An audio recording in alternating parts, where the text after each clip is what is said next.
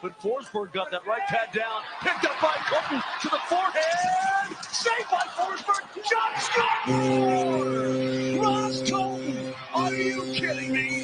His 8th goal of the season? The Avs have a 4-2 lead. Colton would not give up. He got Forsberg down. He got Forsberg out in from an impossible angle. All of a sudden living up to the hype. This is all about the turnover, Cale Makar, and the power move. Watch Ross Colton just bulldoze his way to the net. Jumps on the rebound from seemingly nowhere and is able to get this up and under the bar. He's fallen away from the net. Still's got enough muscle to put that top cheese. What a beautiful play on the 8th goal of the season for Ross Colton.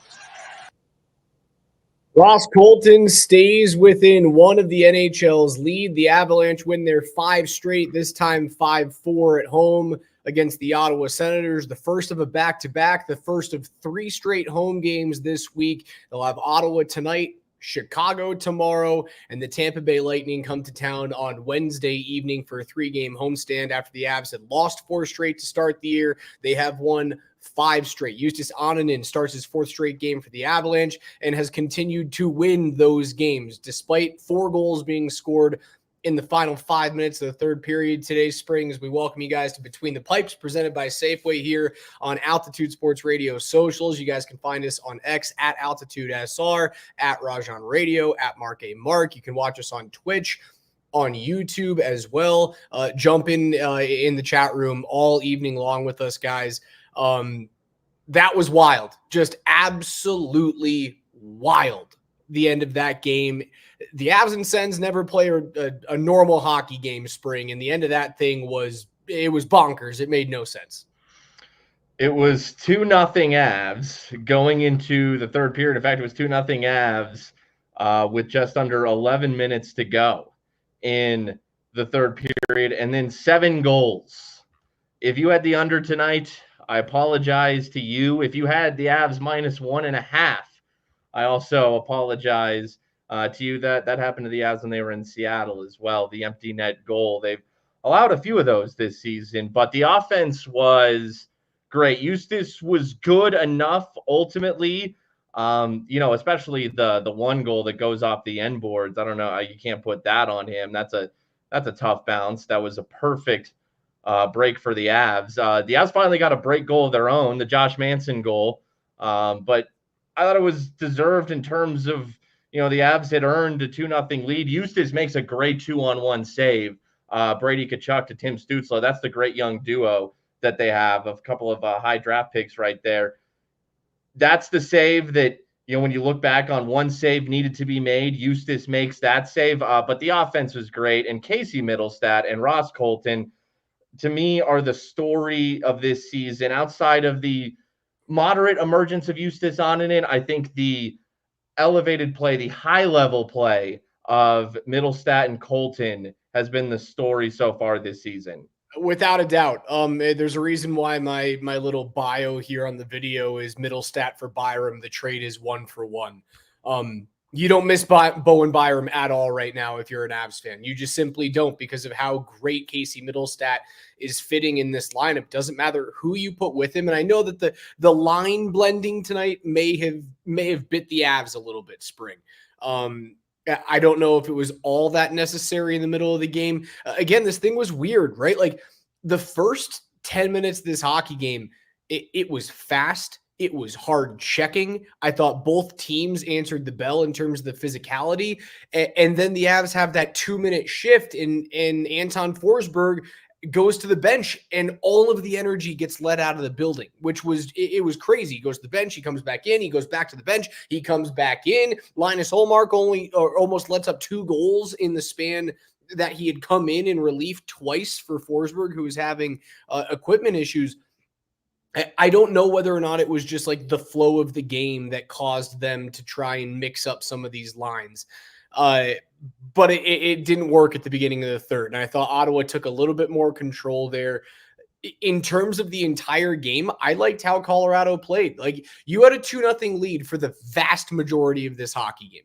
And Eustace Onanen made a couple of big-time stops. You obviously mentioned the Kachuk Stutzla stop. He had a one-time stop on Claude Giroux at the end of the second period that directly led to an Avs goal to put them up 2-0 going into the third. Those type of back-breaking goals normally are the end of a comeback, right? Like the Josh Manson goal at the end of the second period. Credit to Ottawa. They didn't back down. They came back. They continued to fire. I still think Eustace is the guy, despite giving up 4 goals tonight. He's still the guy. You know what's funny though, and I'm thinking this as I'm watching this game tonight, and it had nothing to do with Eustace. It's just the fact that, and the Avs have they had a back-to-back this year? If so, they've had one. Have they, Raj? No, they have not had one They back-to-back. hadn't had a back-to-back. Well, here's their first. I'm thinking today, knowing that Chicago is tomorrow night, here's their first, and what I'm thinking is, it doesn't matter how Eustace Onanen plays tonight. He could, they could have peppered 40 shots on him. He could have saved all 40 in a shutout win, 40 saves. Doesn't matter. Because on the second leg of a back-to-back, after Onanen has started, 4 straight games now? 4 straight. The decision was already made. I mean, it's an obvious one. Alexander Georgiev will return to net tomorrow. And now, Eustace allows a few goals late, maybe a little shaky. It doesn't even matter. Georgiev gets to start tomorrow night. A chance. What if Georgiev looks great tomorrow night? Can he reclaim his net? I would say no, unless it's some stellar-esque performance. But it's going to be interesting to see Georgie back in net tomorrow night. Yeah, I would think that even if Georgiev, lets in 1 or fewer tomorrow against Chicago, and Chicago is a team that is getting slowly better, but they're still going to be picking top 5, is my expectation in this year's draft. They're just not there yet. They're very young, and they simply don't have the defending to go along with these young guns up front. Obviously led by Connor Bedard. They bring back Tuovo Teravainen. Turbo is what he's called there. He had a really successful stint at the beginning of his career in Chicago. They're building the right things, but they are not, do not think that they're a good hockey club. They're not right now. You should beat them. I think if Georgie lets up 1 or fewer, Juice has proven to you that he at least deserves the start on Wednesday against Tampa Bay.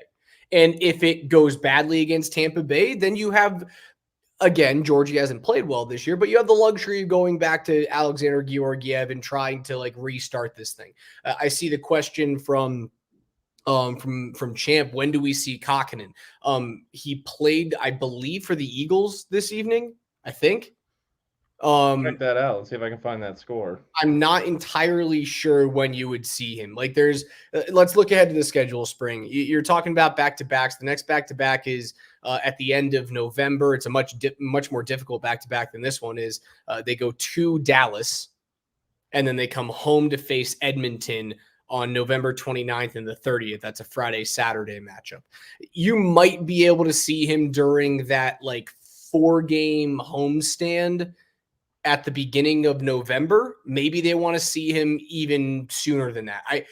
I would just think that you want to give him a bunch of starts in Loveland before you bring him into this mix, especially because Eustace has shown that he's good enough right now. Eustace is good enough, despite what happened in the third. Yeah, and that's going to happen. It's not going to be perfect every night for the full 60 for a younger goaltender in Eustace Onanen. So Kokkonen did get the start. You were right tonight, Raj, for the Eagles in Calgary against the Wranglers. The Wranglers versus the Eagles. Everyone was focused on this and that today. No, the big matchup was the Wranglers and the Eagles. 2-1. Calgary beat Colorado, but 2 goals. It's a low Kokkonen. You'll take that. I think the only way you're calling Kokkonen up right now is if Georgiev has a stinker tomorrow night, and you bring him up as a insurance policy in case Onanen's little flurry here was just him being hot. If Georgiev is halfway decent tomorrow night, then he's your backup.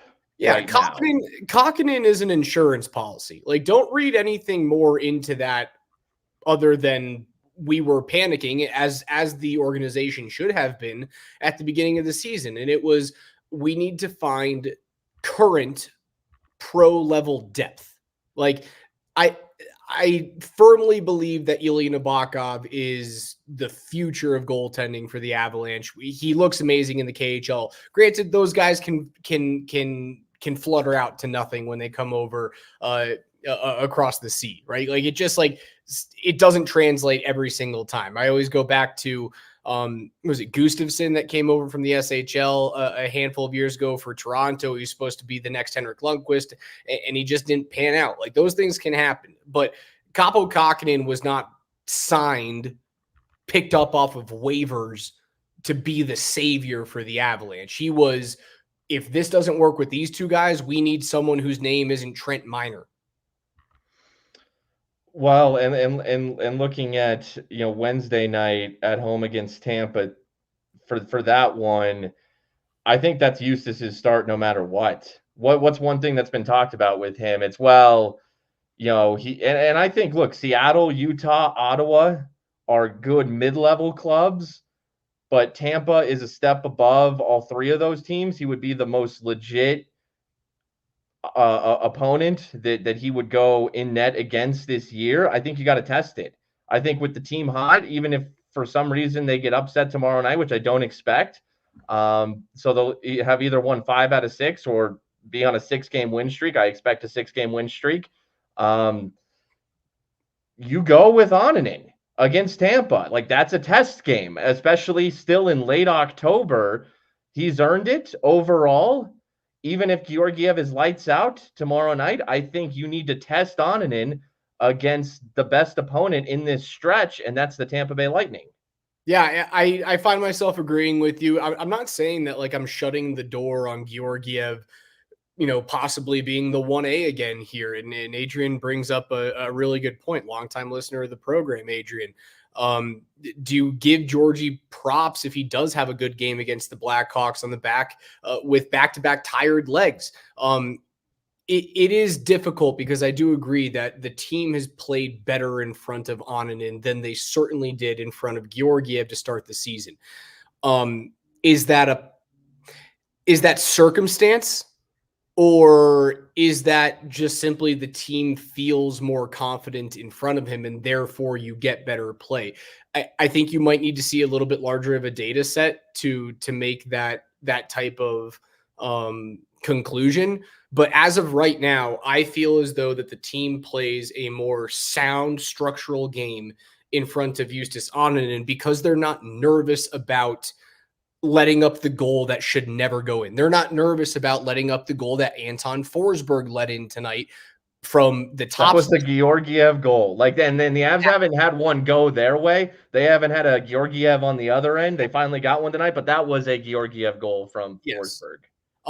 I certainly think he can do a really good job of like winning back a little bit of the confidence of the room tomorrow night. Again, it's not against a great team, but if he shows up and he lets in 2 or fewer and none of them are these horrible, like you turn around and look at the guy like, what on earth were you doing type of goals, then yeah, that's a great step in building that 1A, 1B depth that I believe that you and I, Spring, both hope that the Avs are trying to go to. We talked about a philosophical change. Is that happening with Bednar and with McFarland of like getting away from this, our starters play 65 games a year mindset that was really prevalent in the 90s and early 2000s? Like maybe you're just being forced into a 2020s NHL goaltending mindset of like, we have a guy who starts 50 games and we've got another guy who starts like 32, and that's okay. You just spurred another thought. I already had a couple.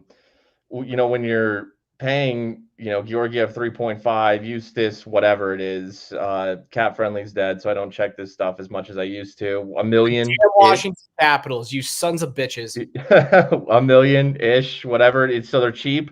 When you're cheap in goal, and they've been cheap in goal, 2 solid cheapies, you can keep them fresher. I'll have to go back and check how much of an effect this was, but man, there was a stretch where Pavel Francouz was capable of stepping in, and he would be a good 1B to Georgiev's 1A. I believe the timelines overlap there, but Francouz was, he kind of was that for the Avs, and maybe at the very least, one of these two, Anand and Georgiev. The thought I originally had was, competition is a good thing, and maybe for Georgiev, having somebody breathe down his neck can be the thing that sparks him, also in a contract year, as we've already discussed. But, whether the competition leads to two goaltenders playing very well or one of them grabs this, I think at the very least we will see the latter. One of them will grab this. I think this competition is a good thing, and both are capable. So I think they're in a good situation. And I could see a world where Kakkonen stays with the Eagles, and they don't really need him save for injury if Onanen continues to play solid and Georgiev can light a fire under himself. That's best case scenario. Like if Kakkonen comes in, things aren't going well. If you have to call Capo Kakkonen up, things are you're back to like pulling the alarm bells. And I hope we're past that right now. Now 9 games into the season. Francouz did technically overlap with Alexander Georgiev, but if we remember, he had off-season surgery. He did not play that year. That was the beginning of the end for Pavel Francouz. The last time that we really saw him was during that Stanley Cup championship run when he came in. He started 6 games, won every single one of them after Darcy Kemper got poked in the eye by Ryan Johansson in the Predators series. Francouz was that type of goaltender, though, and you did pay him for that, right? Like he came over, was making the league minimum. When he first got called up from the American League, he signed a 1-year, $950,000 deal, proved it, and then signed a 2-year, $2 million deal in terms of average annual basis. And he stepped up certainly during that cup run. It's a shame that he was a netminder that while he felt young, and you and I have talked about this constantly, he felt young because he wasn't over here in the States for a long time. That dude had so many miles and so many minutes on those legs, and his hips were just made of porcelain, unfortunately, at that point of his career. He's a great guy, great dude to have in the locker room. And you could argue that I still think they win the cup without him, but it's a way more difficult road. Way more difficult. He made it easier. He made that Oilers series way less stressful. With Kemper, regardless, there were stretches where Francouz was very much so the 1B to Kemper's 1A. I mean, there were stretches where Francouz got healthy starts. And Yep. I think at the very least, Onanen can be at 24 years old. That's probably exactly where he should be in his career, a rotation guy. But I think he can be a B at least. He can get somewhere, at least of 40% of the starts. I think he can be at least a 40 guy. If they need him to be the 60 guy and Georgiev to be the 40 guy this year, great. If it's a true 50-50 split, great. But if Georgiev can turn this into a dual committee, it'll help both of them over the length of the season from a conditioning standpoint. That could be what ends up playing out. And that's why, again, I'm excited to see Georgiev back in net tomorrow night. I really hope that is what ends up playing out for the Avalanche. It's the best thing. We get to see the depth continue to pop up. Like, I don't know if I can call him depth at this point, but Ross Colton can't stop scoring goals, Spring. He's got 8 of them. He's still tied now for second in the National Hockey League in goal scoring. Nico Hischier scored tonight for the Devils, so he ends up taking that top mantle with 9. Casey Mittlestadt with 3 assists. You're getting contributions that are not McKinnon, Rantanen, Makar. Speaking of Makar, his 8-game point streak does come to an end this evening. So we're no longer going to have those like daily Bobby Orr comparison graphics, which I love and I love and I hate at the same time, because it's a completely different era that Bobby Orr played in, and Cale's going to put up 100-point season this year. It's just going to happen. If he stays healthy, that dude's putting up like 105 to 112 this year. He looks good. He looks silky, but it still feels like every time Ross Colton touches the puck, he's going to score. And that's a superpower in and of itself. how huge is it that he got slashed in the hand in the last game and had to leave, and he's able to play tonight? That's huge. Like, I don't know if they win this game, as as much talent is still on the ice, if you subtract Colton as well on top of everybody else. Like, they really kind of are at the point now. Like, they managed a few games without Devon Taves before he came back from a defensive perspective. But I really think if you took one of their top 4 forwards away right now, Colton is number 4. If you took him away, they might not win tonight. So huge that he was able to play coming off of the slash. And it's just so great to see, because he was a player I always liked with Tampa. I knew it when they got him that was such a sneaky, great move. His ceiling is just higher and always has been than his Roaring 20s line mates. And to see him playing to really what I've always thought his full potential is great. He could, the way he's playing right now, and I saw a world where this could happen, he could have been the 2C.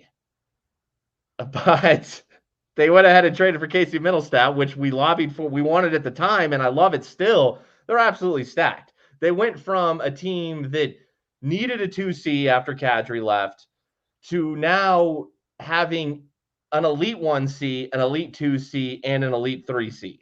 Yeah, I mean, if Ross Colton is your third line center, it's the definition of an elite third line center. I think you're asking for a little much if you need him to be your second line center. He's performing at that level right now and way above. And Harvman asks, can he be the Avs Zach Hyman? Can he score 50 this year? I don't know. Like, all Zach Hyman did last year was park his butt in front of the net and just take a snow shovel and try and hack away at every single Evan Bouchard and Leon Draisaitl shot at the net. And like, he sat there and shoveled those things home.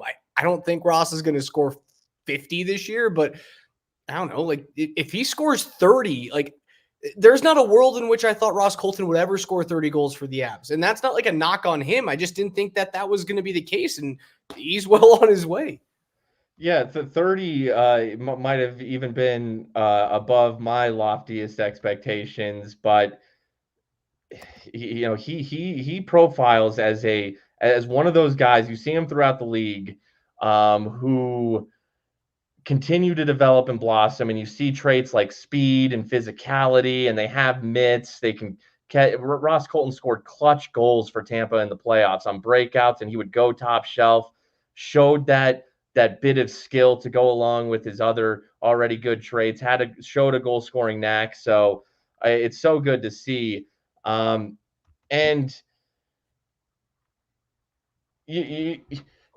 scoring in front of net. You talk about the release of Ross Colton, Nikolai Kovalenko, and Logan O'Connor both score in front of net tonight. This team is parking themselves in front of the crease, and Casey Mittlestadt largely is the one feeding him. His hands and his passing is incredible right now. But Kovalenko scoring from in close in a similar spot that Ross Colton has abused all year. Logan O'Connor getting in there.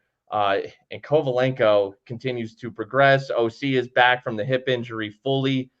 Nikolai Kovalenko, man, it's happening a little bit.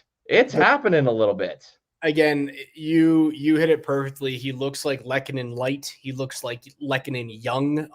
Lecky's a far more skilled player than Nikolai Kovalenko is, and Lecky will always have a higher point producing ceiling than Kovalenko. But there was a back check tonight in the second period that Kovalenko had that it looked like Arturi Lehkonen. And if you can get that out of that player, what does he do, Raj? He dives and leaves his feet. He sells out, and he saves Eustace from a 2-on-1. That is a Lehkonen-esque play. That's all you need. That's all you need from that player. And he's been knocking on the door the entire season long of breaking through offensively.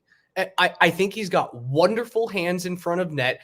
He's adjusting to the size and the speed of the National Hockey League. Again, he's a prick to play against, and he was miserable to play against in the Continental Hockey League out in Russia.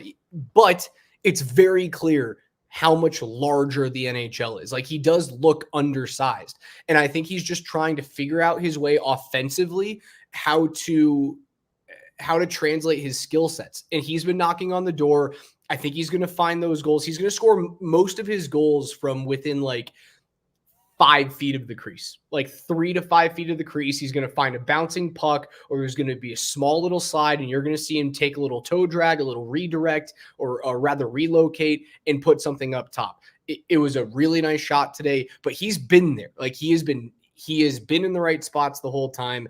I think he's a guy that can, what, you think he puts up 10 this year? 12? I think he can get to 10. I'll say at least 8. And that's great for a guy who looked rather raw in the first handful of games of the season. You saw some of the natural, abilities of his, but in terms of meshing in with the play, he looked a little lost. So here we are, game 9, and that's quite the leap because he looked comfortable. He looked comfortable in the last couple games. He looked comfortable tonight. He made his goal look easy. That is a tricky little one to put top shelf one-timed with some soft hands too. And he made that look easy. So that shows just a natural goal-scoring touch. Ivan has shown a little bit of a natural goal-scoring touch. It is so tough to have that. So to have some young players who seem to have a feel for where to catch the puck and how to put it in the net. I know that sounds like such a simple concept, but you either have that touch or you don't. These young guys seem to have it.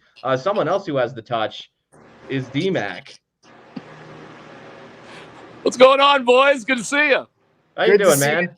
Good to see you too, buddy, man. What a sports day. What a weekend for all of us here in the Mile High City. We get to see a blowout at Empower, and then a 2-0 game, a kind of a boring game for the first 45 minutes of this thing, and then all hell broke loose. Right. There are some weird similarities. Like, Sean Payton was all pissed off after the game because they didn't finish well. And Bezzy wasn't, I wouldn't say he was pissed off, but it was like, hey, guys, let's finish the game, right? Like, what are we doing here? And, you just kind of roll your eyes. And Bednar said, what we heard before, it's better to learn your lessons in a win rather than a loss. You always take the win first. So trust me, he was shaking his head after the game. There's plenty of things they want to clean up. And I did ask him about, well, how do you lose 4 and win 5? And he just said, yeah, it does happen. It does happen during the season. It just doesn't happen at the beginning of the season. So it's not that unusual. It's the timing of it. And he did acknowledge goaltending. He did acknowledge goaltending in that 4-game losing streak. And we know who's going to be in net tomorrow night, boys. We know who's going to be in net tomorrow night. So I think. Did you make it in time for puck drop today from Broncos? Yeah. I was not at Ball Arena tonight. What was the ovation for Annunen when you heard him in the starting lineup? They, Eustace, all that. Yeah. Loud and positive. Yeah, it's positive. There are boos for Georgie, okay, guys, here. But guys, you make a few saves, whatever, they chant your name. Hey, there's been a lot of Georgie chants over time. But he's clearly the backup netminder, though. I mean, is there any question about it? Seriously, is there any question? You're saying who is clearly the backup netminder? Georgie. Oh, absolutely. Yes, absolutely. Right? But like you alluded to, D-Mac, it's tomorrow's second night of a back-to-back. It's the first one of the season for the Avs, and I think you play this one by the book, and I think you play your other goaltender tomorrow night. I think that even if Annunen, I said it to Raj, even if he's 1,000 on the save percentage on 40 shots tonight, didn't matter. I think tomorrow night, given the second night of a back-to-back, you just play the schedule and you give Georgiev another look. And I'm sure that's going to make for an added interesting element to tomorrow night's game to see Georgiev come in after Annunen has been so well received by the fans. Well, what choice do you have? And Raj, maybe you know, Kakinen, I think he played with the Eagles tonight, right? Played tonight, 2-1 loss. Okay, how'd he play? I mean, sucks that they lost. I mean, two or fewer goals is all I care about, man. That's right. Yeah. Right. But you're not going to play. I mean, there literally is no choice. I mean, this is Yes. You can play the eat bug, I guess. You know. No, you play Georgiev. That's what you do. Yes. The e-bug. I wish we could see an e-bug this year. By the way, how about Benzie splitting up Taves and McCarr because they were playing like crap together? How about that? The line blending was nuts to me in the third period, just because like you came out, you had a 2-0 lead. Ottawa started out red hot in the third period, but he blended the lines like crazy and nothing worked at the end of that game. I don't know what it was. I don't know either, but they held on, and I don't know. You just sort of roll your eyes, you take a deep breath. Listen, you're going to lose some games that you play great in, and you know you got a handful of these games tonight, you know, where you played good enough. You know, but it was crazy. I mean, it was only 2-1 with 10 minutes to go in the game. I mean, there's 6 goals in 10 minutes. It was insane. 4 goals in the final 5. The little touch that Rantanen had on the empty net goal was ridiculous in the defensive zone, like that little backhand through the legs thing. But my little undername descriptor, Mittlestadt for Byram. The trade is 1-for-1, and I don't miss Bowen Byram for a single second. Casey Mittlestadt is, for me, like the next coming of Christ. That guy is. Wow. Well, I mean, he's looked really good, D-Mac. And Christ in this situation for the Avalanche is a 2C in Nazem Kadri, and Casey Mittelstadt's just as good. He's playing. All right. I'm just wondering what Raj's alter is to Casey Mittelstadt. Just, like a sort of swipe blonde hair to the side. It's a Minnesota Gopher in my back closet back here, just stuffed. So that's cool, man. That's good. Good. I mean, listen, man, this team's I don't blame people for freaking out. A lot of us were freaking out. I feel better. I'm sure you guys feel better. And here we go. And you're going to get some big guns back here, pretty quick too. So it should even look better. They're still putting up a lot of goals, though. They're scoring quite a bit. So even though it's been, meh. But 5 games in a row, guys. All right, how many 5-game win streaks did they have last year? Couple, I think. I would guess. Get ready for at least a few more. I mean, D-Mac, when this team has those guns you talk about coming, right? That there are going if they maintain the health, there are going to be multiple 5+ game win streaks or something in that neighborhood. I mean, to see what we've seen with everyone who's out, and then you mentally paint the picture of what it's going to look like when they're plugged back in. It's Halloween come a few days early. I'm scared, D-Mac. Hey, let me give you my hot take on ice. Georgiev is the Ryan Johansson of this year. Can you get rid of him? Do you have to unload a first to trade him? You would know better than me. You guys would know better than me on that. But there's just something about the guy. He's not a bad guy. It's not fitting for whatever reason. And it feels it, and you've said this before. It feels different in the room with Juice than it does with Georgie. There is an energy around those two goalies, and the goalies. Oftentimes, the goalie's the weird dude that like you don't really hang around. Darcy was not that way. Darcy was one of the life of the party. He was one of the fellas. Yeah. But Onanen feels way closer to Darcy than he does to Georgie, who's like it feels lone wolfish. Eustace is fine in the room. His voice is odd sounding. It's like it's hard to understand what he's saying sometimes. The fins are all jarbled. Well, it's weird because he's got this like big baby face, but he is like yoked. Yeah, it is like yoked up, but he's got this real deep voice. It does sound like he's talking with a bunch of marbles in his mouth, but I see how he interacts with everybody. He gets along fine with everybody. It's cool. And listen, I'm not trying to say Georgie doesn't get along with guys, but there's just, I don't know, man. It's just like, it's just different, fellas. Johansson was like that too. There was just something like, this isn't, I don't know, man. This doesn't fit. Kiefer and Rycroft are yelling at me. Fellas! There you go. My boys. You got your own cheering section there, D-Mac. Killing it. Great job. To answer your question with the Avs, 5-game win streaks last year. They had 2 during the regular season. They had 1 in the postseason, but 2 of those 5-game winning streaks in the regular season were part of a 7-game win streak and a 9-game win streak. Hey, by the way, you want to talk about quitters? How about our Altitude TV brethren who are wrapping it up right now? They're just calling it quits. We're still buzzing. We're here. You guys are still going to go all night. Yeah, we're gonna be here. Or maybe not. we're gonna be here until people stop chatting in the comment section, and then I'm going to bed. All right, well, let me get out of here, and good night overall. Hey, lace it up tomorrow night against the Blackhawks. Well, hey, I've got a hat coming for you tomorrow. Oh, okay, all right. I'll wear it with pride, my friend. All right, boys. See you. Darren McKee, our very own. You can listen to him 12 to 3 weekdays on Altitude Sports Radio 92.5 with PhD. Yeah, he's got good things to discuss there in terms of like the overall fit of the goaltending situation. Look, Ryan Johansson, he was a black hole, okay, to the point where you had to trade a first-round pick to get rid of him, and it was funny.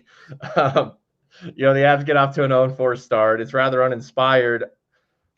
Haha, funny. What who's in the lottery? Who are the Avs going to get with that first pick? Oh, wait, the Flyers have that first pick because the Avs had to give it to them to unload Ryan Johansson. Although they did get Sean Walker, and he was solid. Unfortunately, it led to absolutely nothing, but they don't have to worry about that first round pick. It's looking like it's going to be where it should be for the Philadelphia Flyers, somewhere in the late 20s or even the early 30s.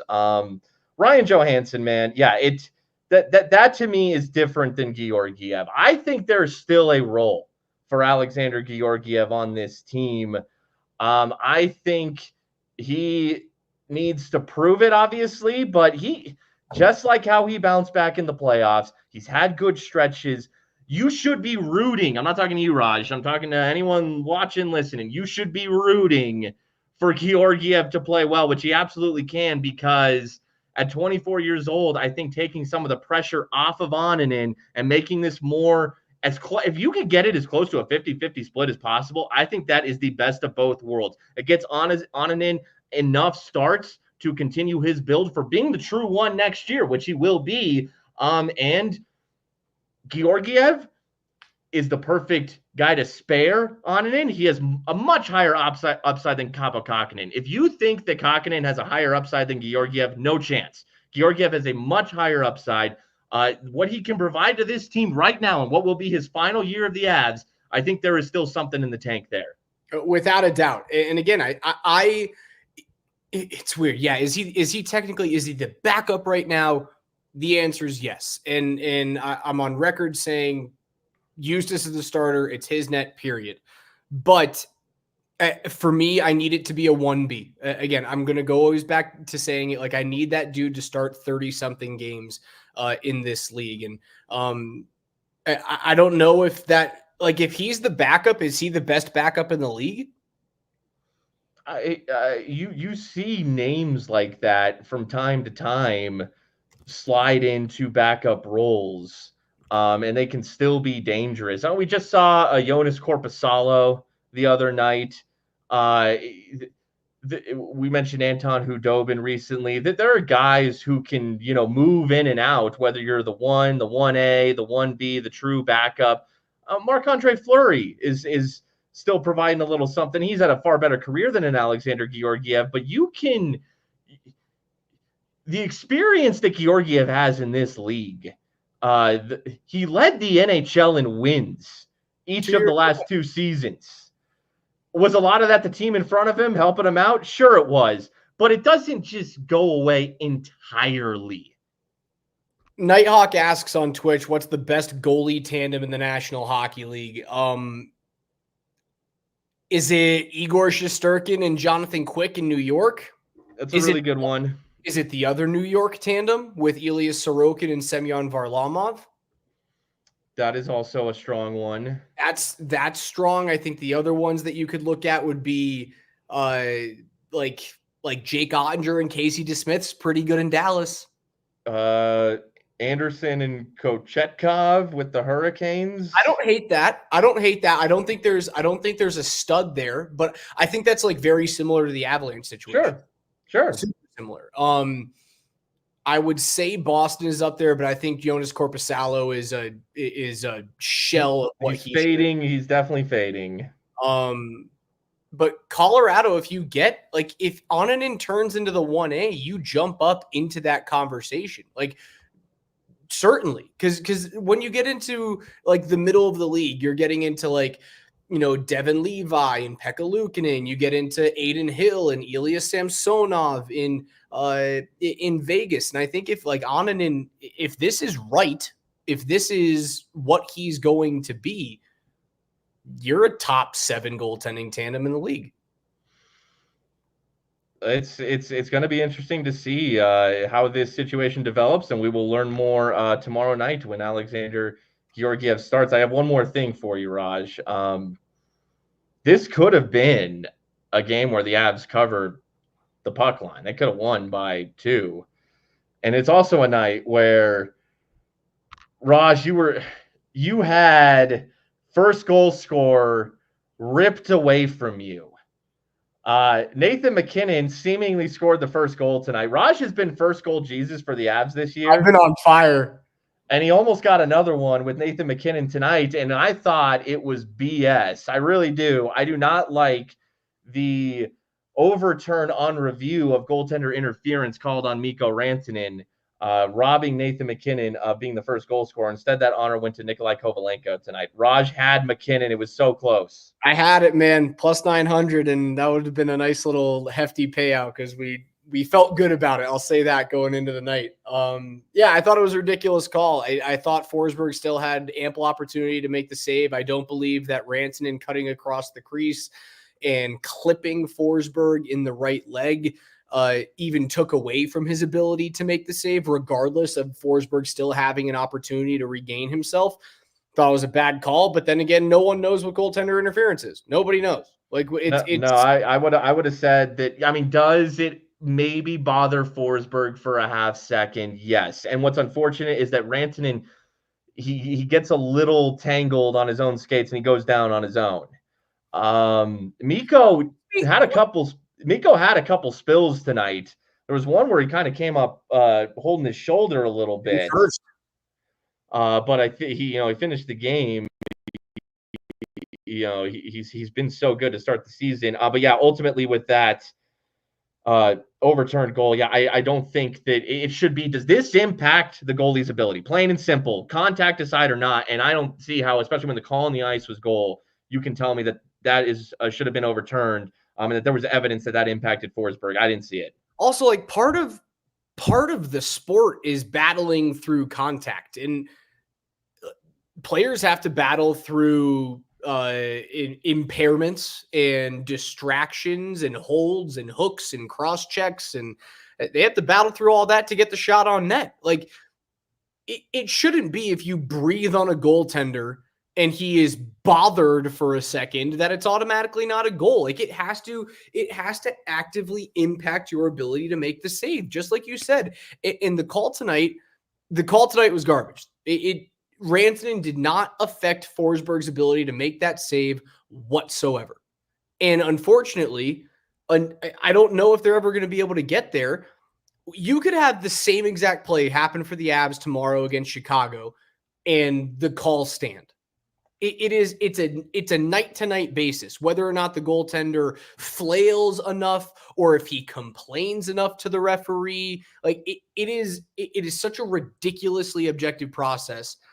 And it's going to eventually affect like a big time game. It hasn't quite yet. We've seen a lot of things in the playoffs, but like eventually we're going to have a Brett Hull Dominic Hasek moment in the Stanley Cup final. And God forbid it costs somebody a cup.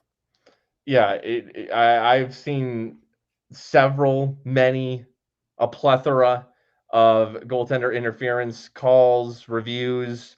I have no idea.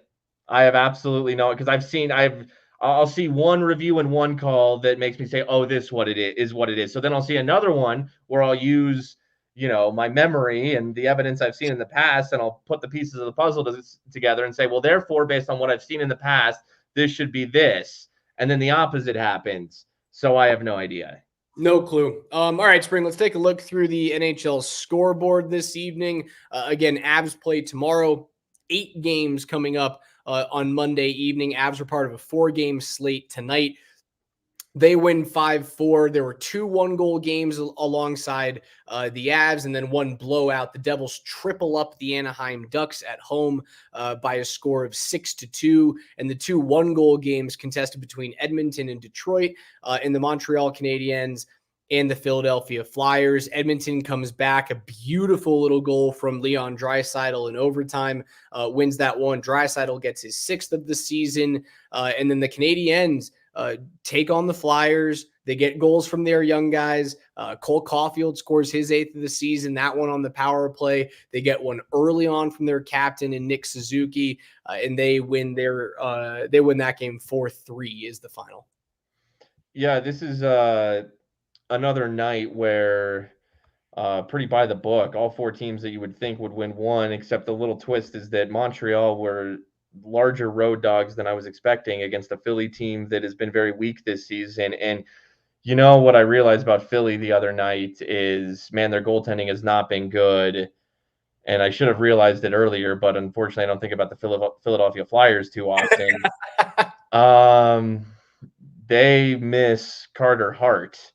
And I wish I could even do the fun little twist on his name, Cuthbert style, but the reason he's out is not cool with the sexual assault allegations or whatever it is. But I'm telling you, from a tangible on-ice perspective, because the Flyers were like sneaky, almost made the playoffs-ish last season. They got hot. Their goaltending is atrocious. Man, and I'll say this can apply to Valerian Nichushkin as well. Your off-ice behavior can screw your team. Yeah, and that's another example right there. Yeah, that was that 2018 World Junior Championship team. I want to say the year is correct, but I know one of the Foot brothers was on that team. Kale was on that team, but he has never been connected to anything seedy that happened. There's certainly been players that have been removed from their contracts from the league with this situation. We'll just wait to see what happens there. It's certainly not pretty, and I think there was a reason why Kale actively chose not to participate with Hockey Canada in the subsequent years after that. Like, Kale had the opportunity to go and play another year of World Junior. He had an opportunity to go and play in the World Championships with those teams. And after all that happened, Kale was like, yeah, I'm good. I'm going to go to UMass, and then I'm going to go to the Avalanche. And then, maybe I'll see you guys down the road for the Four Nations Cup or for an Olympics in 2026. But he cut ties really quickly after that. Yeah, and I don't mean to be like a downer or anything, but and then the relation to the Nichushkin situation too, I thought it was worth bringing up as well. But that's why the Flyers are extra trash right now. A little splash of extra as we get to bet the pipes here, Raj. You want me to start us off? You want me to start us off here? You start off, because I'm still devastated from my missed first goal scorer tonight. Yeah, I can't even remember. We didn't do it last show. I know my last one was an L, but I got a winner for you. For you. Avs money line tomorrow night, -238. Got to get a 6-game winning streak going into the Tampa game. This team has to be on a win streak going into the Tampa game. Because it'll be the most legit opponent that they will have faced over this stretch. Nothing. I think Seattle, Ottawa, you could argue maybe a little below Tampa, but no, Tampa, they are the best. Got to get a win going into that. Let's make this a clean 6 going into the Lightning coming to town, and then that true test on Wednesday night. And I'm going to parlay that Avs -238 with the Carolina Hurricanes -120 at the Vancouver Canucks. I think the Canucks were a little bit of a surprise last season. I think they're going to come back down to earth just a little bit, and Carolina is so solid in their prime. I think they're going to be tough and physical on a lighter Canucks team tomorrow night. And as road dogs, I think they go in and they upset. I think Rod Brindamore gets the win over Rick Tocchet tomorrow night. All right, I have one tomorrow. And that is the game of the night. 8-game slate. Avs play tomorrow. I get that. But the one game you should be watching at 5:30 p.m. Mountain on ESPN Plus and Hulu, the Nashville Predators visit the Tampa Bay Lightning. And Steven Stamkos returns back to the place that he lifted a Stanley Cup championship, rather lifted 2 Stanley Cups as the captain there, and was the number 1 overall pick out of the Sarnia Sting in the Ontario League. I don't see a line on it right now. Maybe your book has it, Spring, but mine doesn't. Yeah, I've got Tampa minus 135, Nashville plus 114. I'm going to take Tampa on the money line at plus 114, or sorry, the Preds on the money line at plus 114. I love the idea of plus 1.5 for them, but I don't know if I love the money. I don't have the line personally for Steven Stamkos over points, but give me Stamkos over 0.5 point. And whatever his shot total over under is, I'm going to take the over on it tomorrow. I would assume it's going to sit somewhere between 2.5 and 3.5. I'm going to take the over. That guy's going to try and score as much as possible. They're going to feed him for that one-time side on the power play whenever they get it. He's going to have there's a term in hockey. He's going to have money on the board. Like when you return to your previous stop or they come to your barn, the guys put money on the board. And it's kind of like an in-team betting aspect of it. And the hope is that you overperform and your team wins. I'm betting on Nashville. I'm betting on Stamkos tomorrow. I cannot wait for my Twitter timeline to fill up with videos of pregame tributes and standing ovations and tears and all of that for Steven Stamkos' return to Tampa Bay tomorrow night. Our return to Between the Pipes will happen tomorrow night, right around the same time. Avs take on the Chicago Blackhawks tomorrow. It's the second of a 3-game homestand for your Avalanche. They take on Chicago on Monday, Tampa Bay on Wednesday, and then they leave to Nashville for a little. They go like Nashville, and then they come home, and then they go to Winnipeg, and then they come home. It's this weird little ping pong action to start the month of November for the Avalanche. But we will be back on these airwaves, these digital airwaves on Twitter, on Twitch, and on YouTube starting around 10 p.m. tomorrow night. For DMAC, who joined us live from Ball Arena, for Mark Springer, I'm Alex Ryanemi. Thanks to our friends at Safeway for sponsoring the show. All of you guys hanging out in the chat room, whether it's Adrian or Bandit, Eli's been in here, Kevin. It's been a cast of thousands. So thank you guys so much for joining us. We'll talk to you guys tomorrow after the Avs go after their 6th straight win. We'll see you guys later. Tune in tomorrow morning, 6 a.m. for Brett Kane on Altitude Sports Radio 92.5. See you guys.